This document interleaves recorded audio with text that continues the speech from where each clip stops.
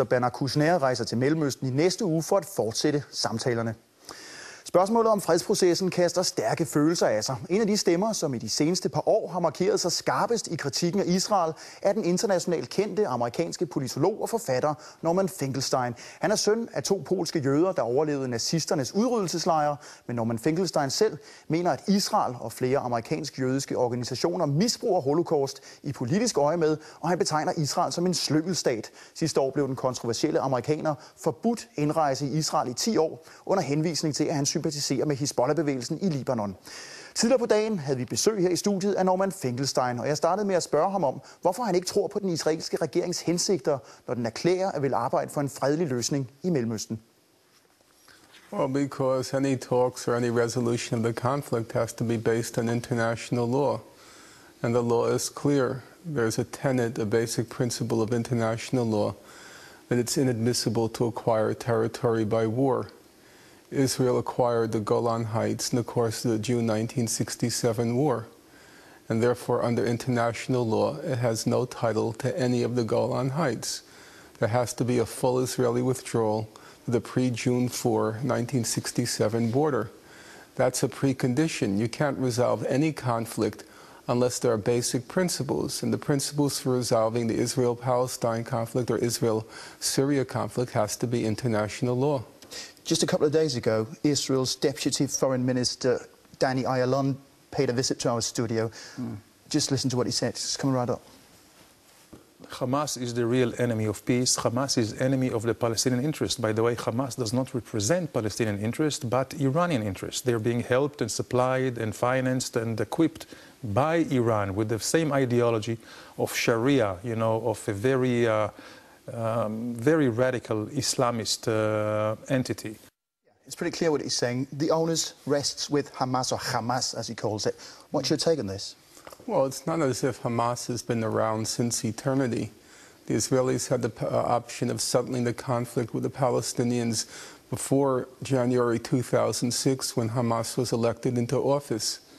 If Hamas is the obstacle, then why weren't they able to settle the conflict before Hamas was elected into office? Because they refused the terms of the international community. Every year, as it happens in November this month, the international community votes on a resolution at the United Nations General Assembly to settle the conflict. And every year, the vote is the same. The whole world on one side, 161 nations last year. And then there are the United States, Israel, Nauru, Palau, the Marshall Islands, Micronesia, and sometimes Australia on the other side. The problem is not Hamas. Hamas has repeatedly said it is willing to settle the conflict in the June 67 border. But still they refuse to recognize the state of Israel. Well, they refuse to recognize what they call the legitimacy of the state of Israel. But under international law, they're not obliged to recognize the legitimacy of the state of Israel. If you go back, for example, 1947, Gandhi said he'll accept the reality of Pakistan, but he would never accept the legitimacy of the state of Pakistan. And Hamas is not expected to be held to a higher level of diplomacy than Gandhi. Gandhi said, Pakistan is a reality which I'm forced to accept, but I don't accept it as legitimate.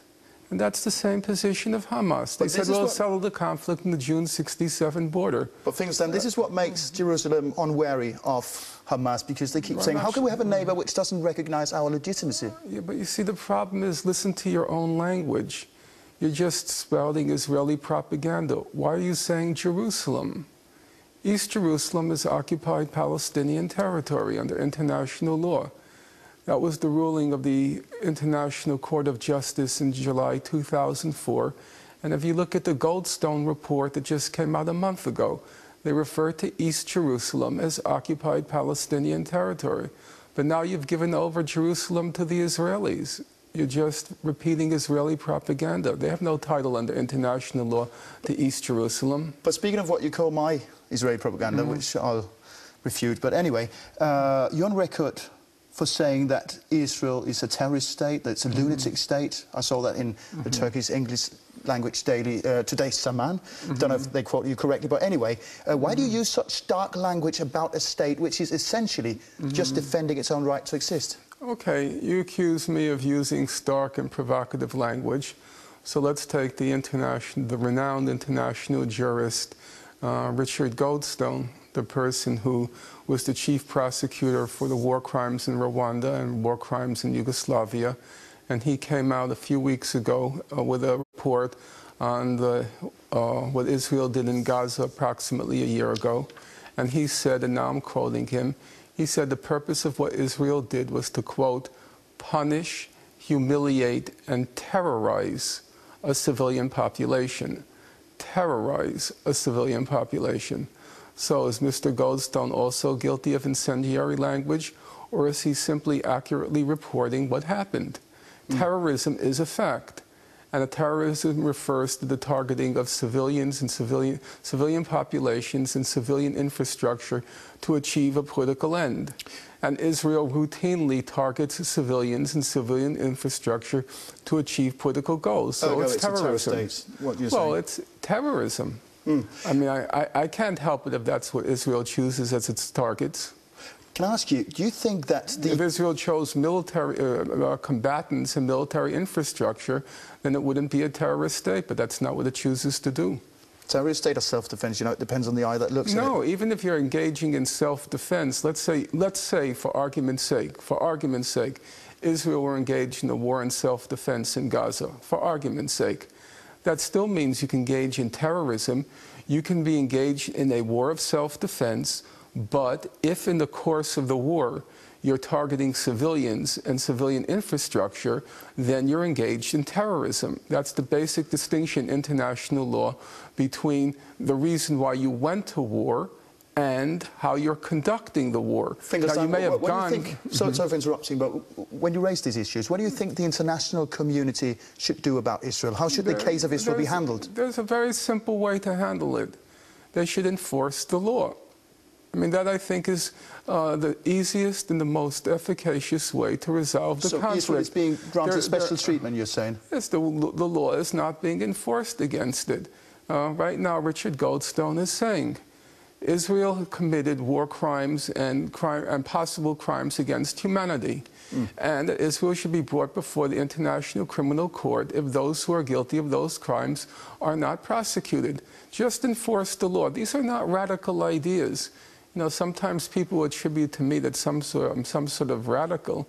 I'm simply saying let's apply the conventional, customary rules of law and laws of war to Israel and hold it to account the same as we would any other state. But you are very radical in your criticism of Israel. In the longer run, what do you think should happen to the political and geographical entity known as the State of Israel? Should it be dissolved, do you think? First of all, I'm not discussing my opinion.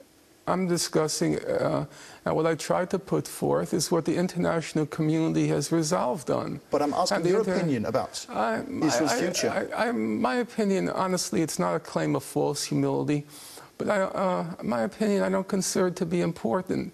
If I were an important moral authority or a moral voice, if I were a Nelson Mandela or a Mahatma Gandhi or a Bishop Tutu, yeah, I would say my opinion is important. But I'm just a fellow who's done some, research from Brooklyn, New York. I don't claim to any great moral authority. And I'm simply saying that based on the research, it's pretty clear that the problem with the conflict is that the international community does not hold Israel to basic principles of law and the laws of war as it would to any other state. And that's the problem. Professor Finkelstein, thank you very much for being with us. Thank you.